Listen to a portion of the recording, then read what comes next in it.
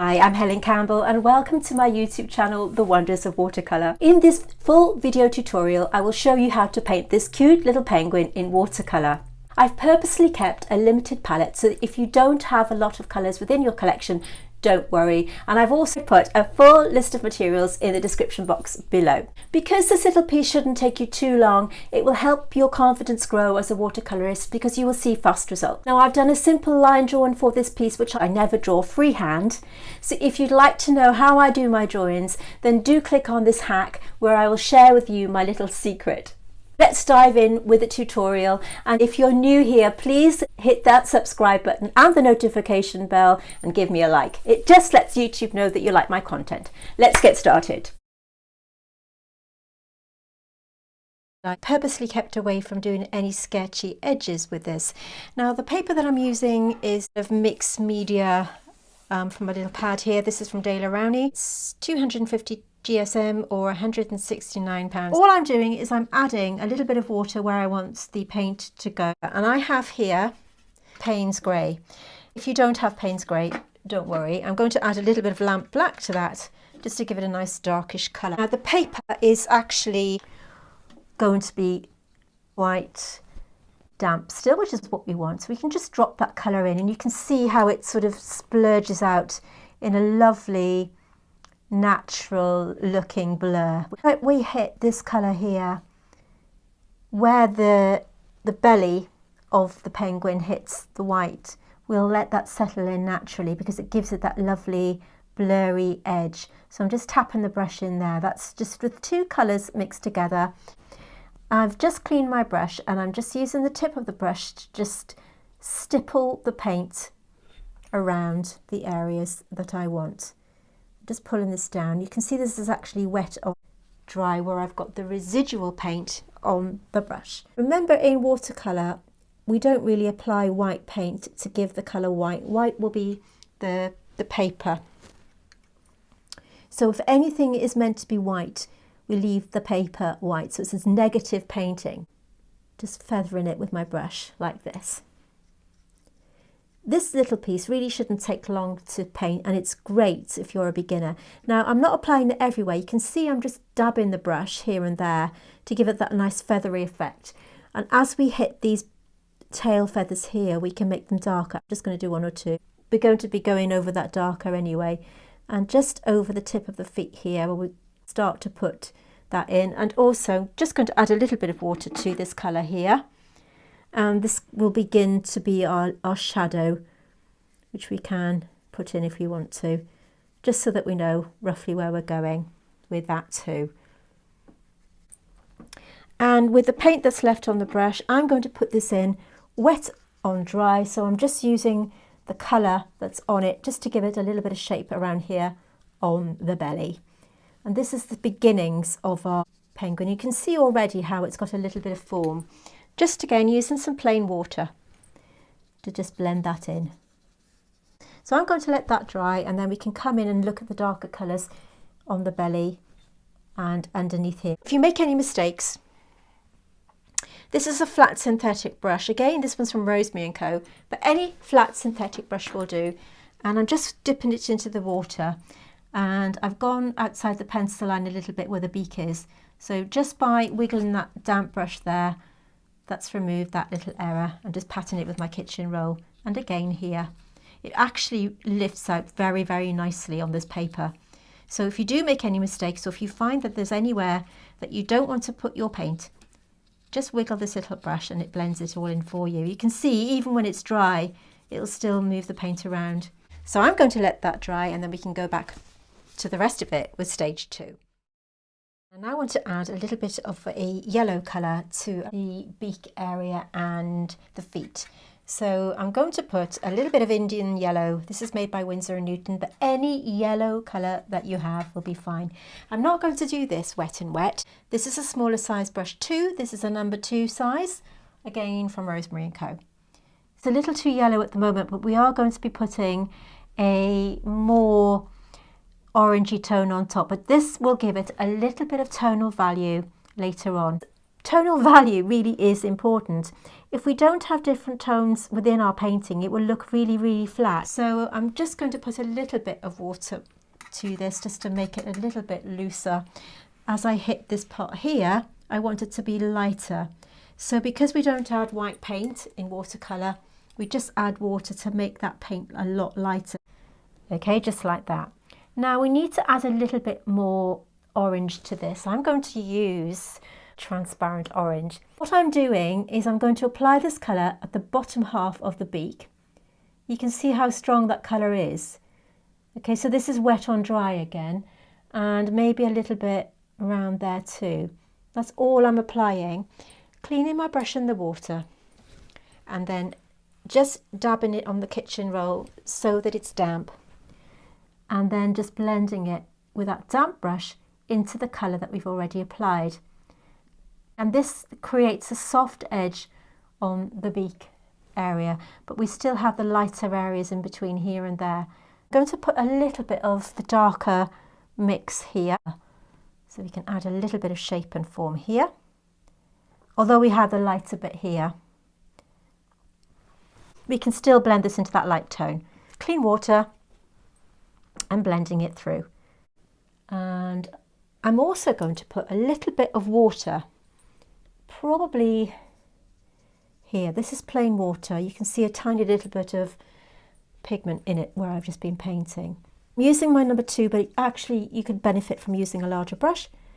And that's just plain water with a smidgen of pigment in it. Blend that out, and then I'm going to pick up this mix here, and there's a little bit of reflection coming from this penguin's feet. We're just going to drop that in so that it doesn't look that stark white colour, and we're just going to let that settle, and we can start to think about some darker colours. Using my initial brush, I'm going to blend that little tide mark in there where I've just applied the orangey colour. And I can see a little bit of an area where I've gone outside the pencil line. Now, because it's a penguin, it doesn't matter so much, but just to show you that a little bit of water again, we'll just blend that in. I need to start thinking about where to apply some shape and form. So I'm going to use the same 2 colours as I did for the body colour here. We have Paynes Grey, or any grey that you have, and I'm using lamp black or any black colour that you have, and I'm just using it in a kind of stippling motion. I'll just move my hand out of the way here because I want to leave some areas of light in between his feathers or her feathers. So I'm just using a stippling motion to give the illusion of feathers. Just going to go around the eye like that, and also a little bit around the beak, because I think we need to give it a bit more definition around this part here. Any fine brush that you have will do. The reason I like using spotter brushes so much is because they give full control. It's a bit like using a marker pen, a felt tip pen.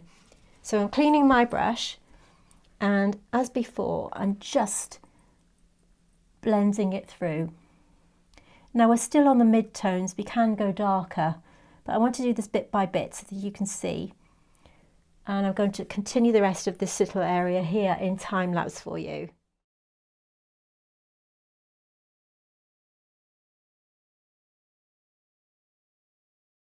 You saw me in time-lapse, just put a few little darker tones here and there.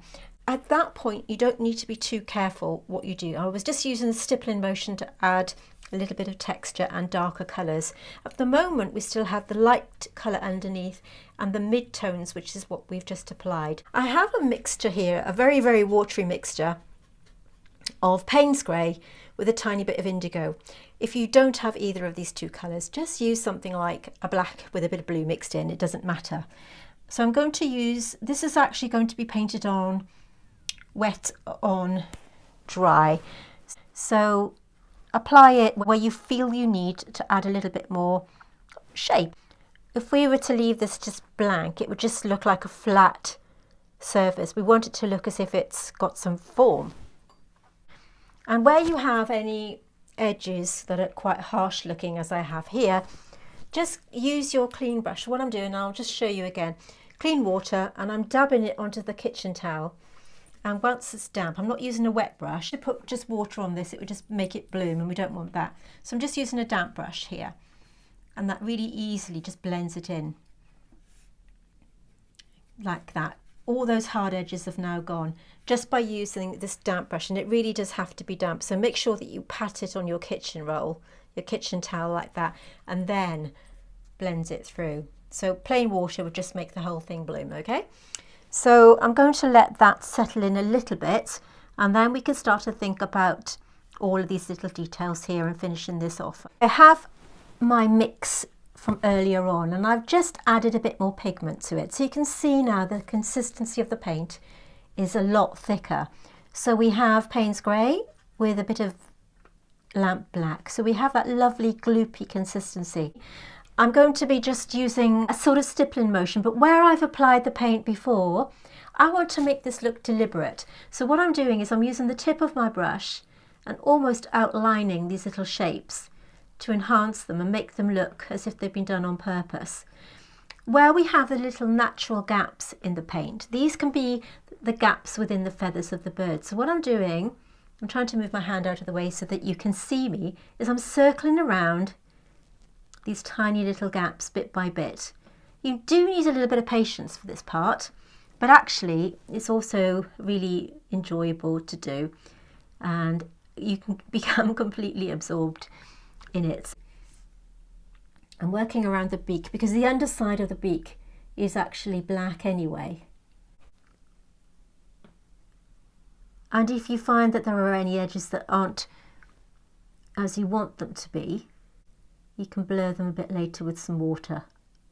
Now the middle part of the beak does have a line coming through it to separate the top and bottom. So just use the tip of your brush. Just focusing on the tail feathers a little bit. Again, using the tip of my brush. We've already got a base colour here, so I'm just going to outline the tail feathers without taking the colour all the way through, because we want some highlights to be hitting it. We don't want a flat colour again. So that's really, really important that we retain the highlights just here, and just working through little by little, putting in these shapes. And also on the wing, I almost said arm, I suppose it could be an arm. I'm just putting some Paynes Grey here. I think it needs to be a little bit more bluey grey. So again, using the tip of the brush to get in the corners. And remember to sort of have this kind of stippling movement to create the illusion of feathers. Okay, and I'm going to do the rest in time lapse for you.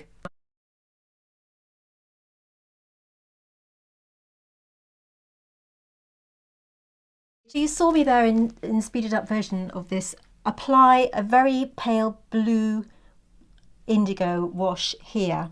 So I've taken that blue colour all over this sort of tail feather bit here, and now that it's dry I'm going back to my thicker mix of the grey and blue just to add a little bit of texture over it, and also where the sort of other tail feathers meet this part here. So I'm using the tip of my brush with this thicker, now almost dry paint here to add some texture to this part like this. And this section here, you can see there are definite shapes which we want to put in.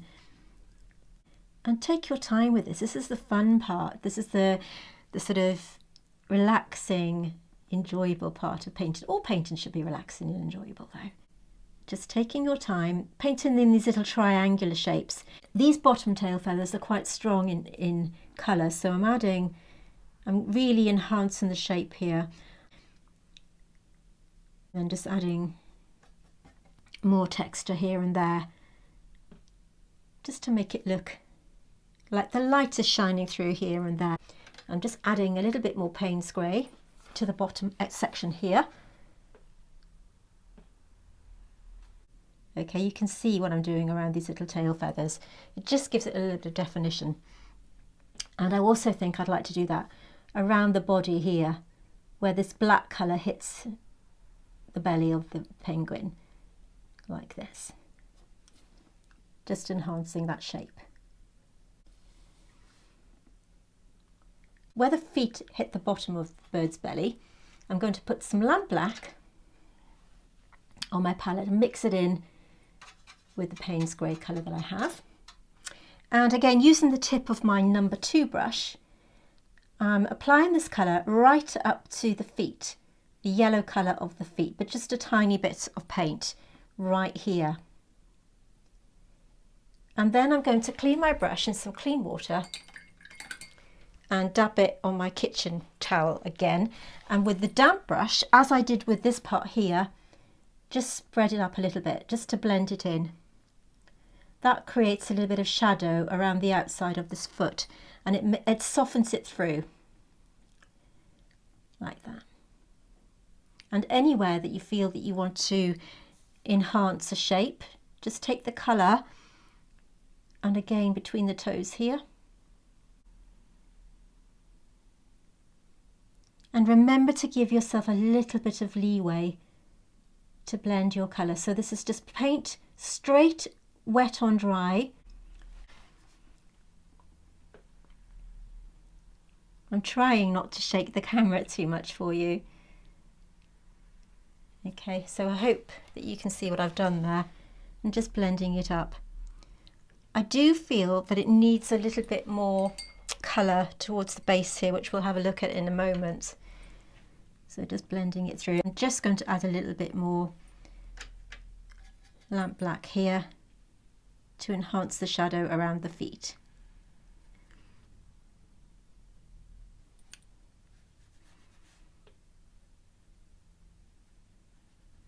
So we have a few different colours within that shadow area now, which really sort of makes it jump out.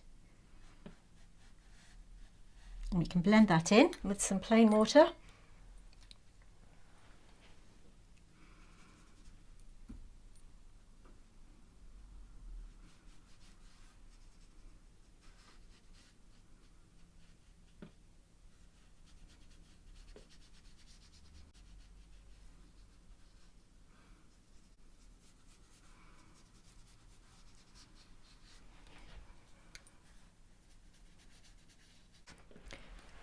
I have on my palette a little bit of the transparent orange colour, and I'm going to apply this to the base here because I still think it needs a little bit more reflection colour, just a tiny bit right here.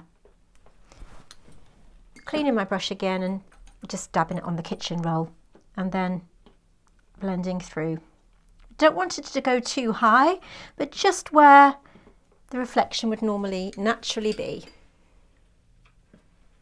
Just a nice natural looking blur here. And if you want to just add a little bit of the yellow tone as well, do that. Okay. I'm now going to switch my attention back onto the detail around the eye area. So I'm just using the tip of the brush here, just to do the dot in the middle like that. The outside area isn't actually white. We're going to put in a grey colour or a browny grey colour, but we'll leave it until it's completely dry.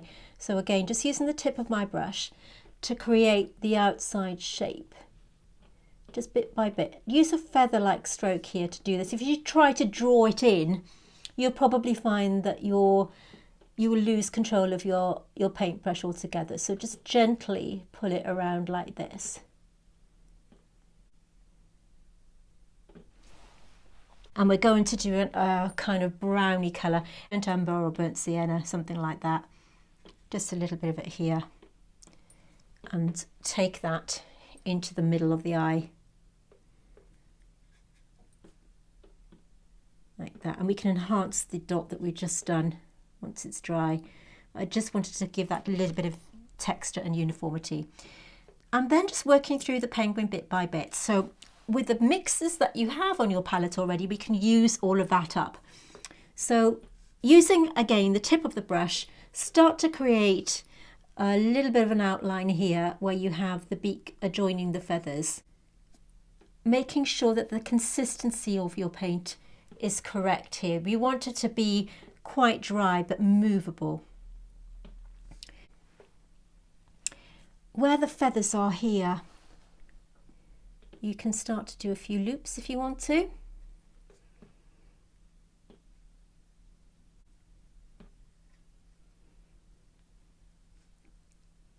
And just feather them in a bit more. And I'm going to speed this up for you.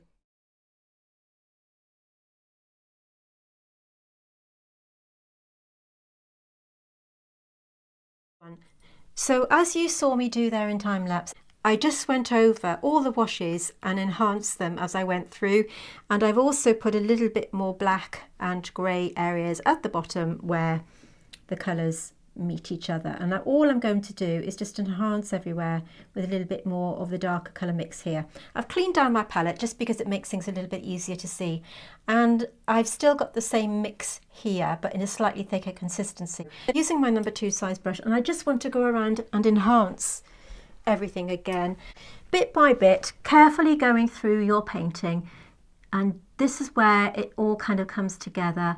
Just wiggling your brush here and there and enhancing the bits you want to. Maybe you want to give the penguin a little bit more texture, maybe just enhancing where the body meets the darker feathers here. I'm just taking the tip of my brush to enhance that bit there by moving around them to enhance this side also, although you don't have to. I quite like this kind of definition, but don't feel that you have to do this. Just take that brush right down, and again where you have these natural splurges of paint, you can, if you want to, again just go around them and just make them look as if they're meant to be. You can enhance these little bits here and just go around.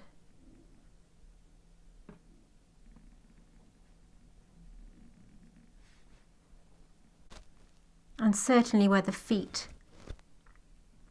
meet the body, you can just go around those too. And these little bits here. Just going to go around the outside there.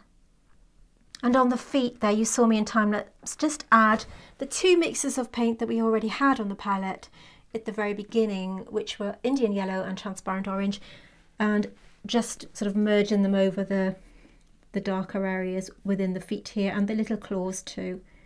Just putting a little bit of lamp black on there, and again using the tip of my brush to enhance the outside edge and giving it that lovely sharpness that we need.